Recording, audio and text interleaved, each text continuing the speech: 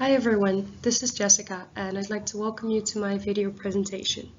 In this presentation, I will explain the concept of jurisdiction, how it relates to sovereignty, and how it is applied in international law. I will first go into different types and bases of jurisdiction, and then I will explain extradition treaties. In the end, two relevant cases will be explored to show some difficulties of extradition. So, what is jurisdiction?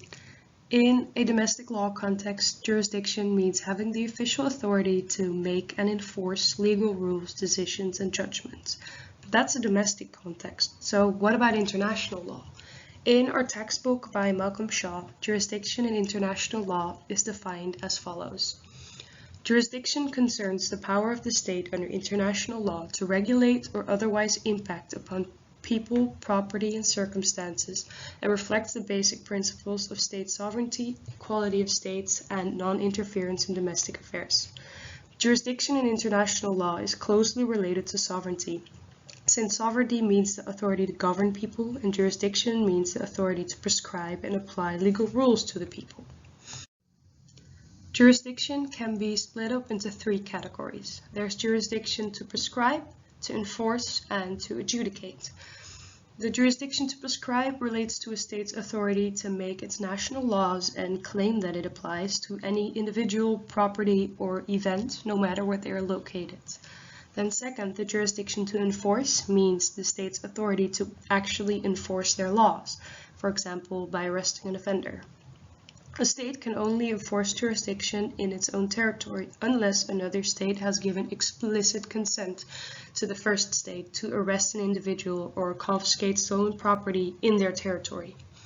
Lastly, the adjudicative jurisdiction refers to a state's authority to decide competing claims.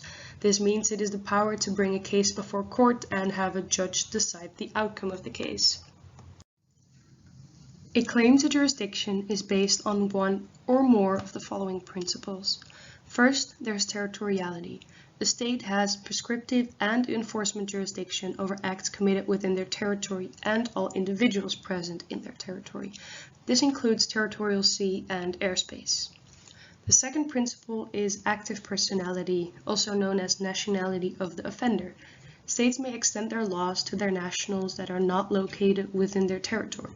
If a national of a country commits an offense abroad, the country would probably like to prosecute them in the home country.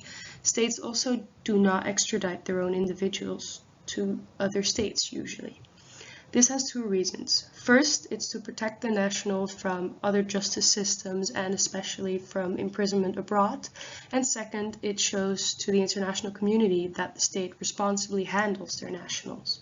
If someone has two nationalities, both states of nationality may try to assert jurisdiction. The third principle is passive personality, also known as nationality of the victim. The state can assert jurisdiction over an offense that happened abroad if the victim of the crime is a national of that state and if the state has a special interest in the crime. In practice, this principle of jurisdiction tends to be limited to very serious offenses such as murder and terrorism. The fourth principle is protective jurisdiction. This principle holds that a state may extend its jurisdiction to criminal acts that inflict harm upon the state, no matter where the act was committed or by whom. This principle strongly reflects the importance of sovereignty and non-interference, since it is the idea that a state can handle its own problem this way. Typical examples of such offenses are falsification of money, falsification of passports, or leaking secret government information. The last principle is universal jurisdiction. International law recognizes that certain offenses like genocide or crimes against humanity are so serious that any state should be able to claim jurisdiction over it. The Draft Convention on Jurisdiction with respect to crime recognizes piracy as such. The first three principles are enough for the large majority of crimes that states want to exercise jurisdiction over. Protective jurisdiction and universal jurisdiction rarely ever occur. Sometimes there's an overlap in jurisdiction of states. If a German national, for example, commits a crime on Dutch territory, killing a Belgian national, all three states could potentially try to claim the jurisdiction. Most of the time when jurisdictions overlap, the state of the territory where the offense took place usually has the strongest claim. especially because any crime scene evidence or witnesses will be in the territorial state, enabling investigation. In practical terms, the offender is most likely to be tried by a court in the country that first manages to get the offender in custody. If the offender is residing in another state, extradition of the offender could be requested by any of the states. Extradition treaties regulate practical details with regard to the extradition of individuals on one state's territory that are wanted by another state for criminal prosecution.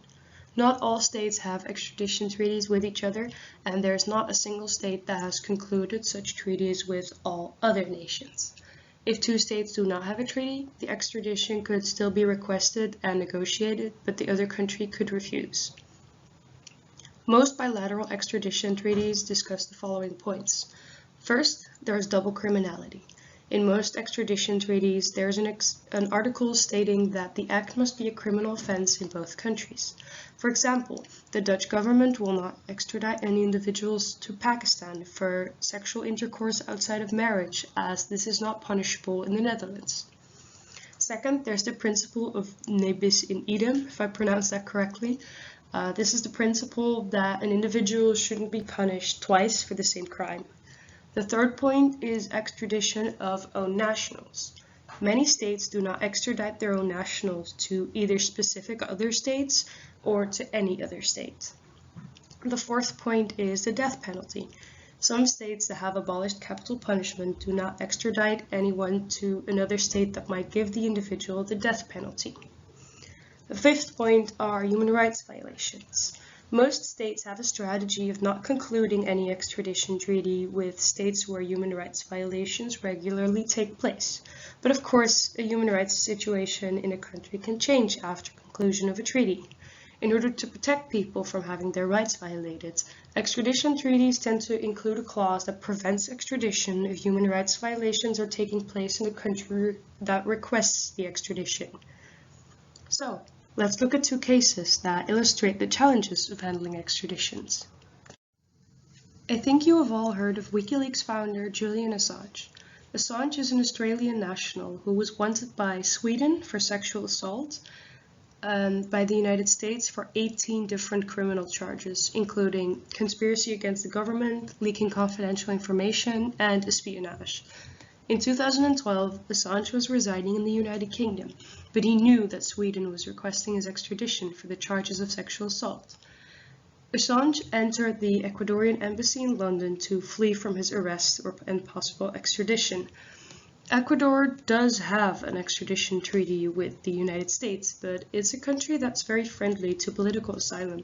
Therefore, the Ecuadorian government granted Assange diplomatic asylum on the grounds that he would not have a fair trial if extradited to the US.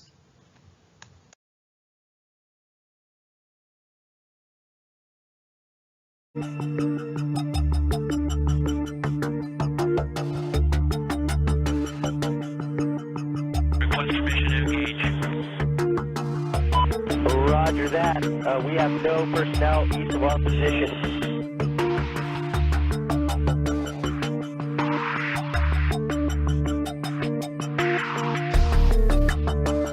Come on, fire.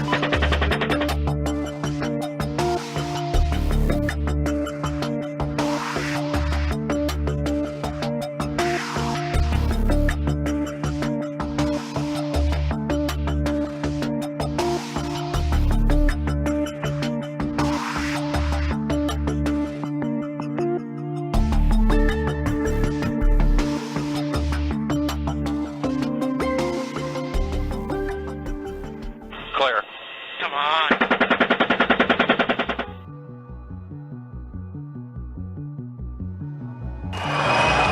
Can you hear me?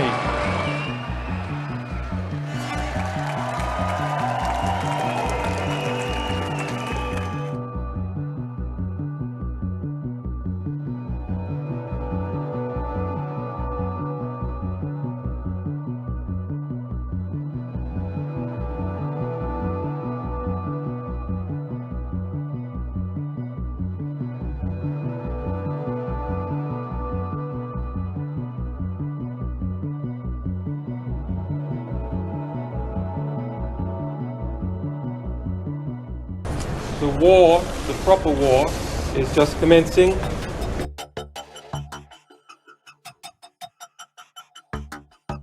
The UK has said it will arrest me regardless.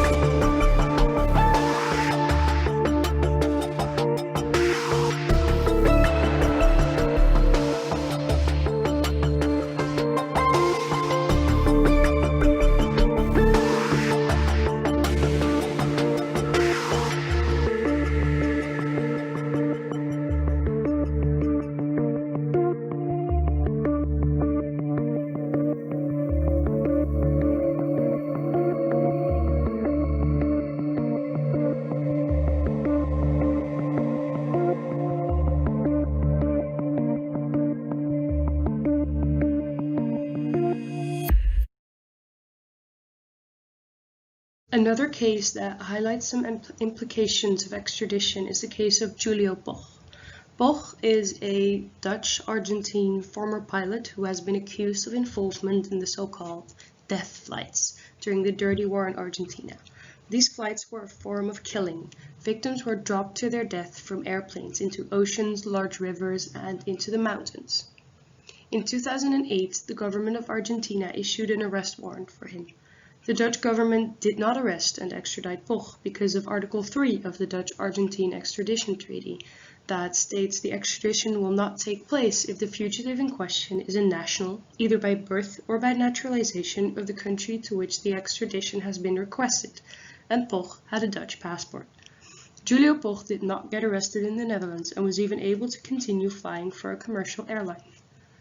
This is, however, not where his story ends.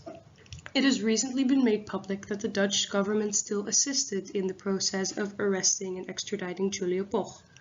At a meeting between Dutch and Argentine authorities in 2008, an employee of the Dutch Ministry of Security and Justice explicitly suggested the possibility of arresting Julio Boch in a third country. As a result of this proposal, Boch was arrested in Valencia, Spain in September 2009. In 2017, the case got a provisional end with the acquittal for Boch after 8 years in custody in Argentina. Julio Boch has now started a lawsuit against the Dutch government, raising the legal question whether the Dutch assistant in his arrest was in compliance with the treaty. So, to conclude, jurisdiction can be divided into 3 types and 5 principles and closely relates to sovereignty. Extradition treaties are made to enable easy extradition processes, but are not always as practical as they aim to be, as illustrated by the cases of Julian Assange and Julio Boch. I hope you found my presentation interesting, and I would like to thank you for watching and wish you a nice summer break. Bye!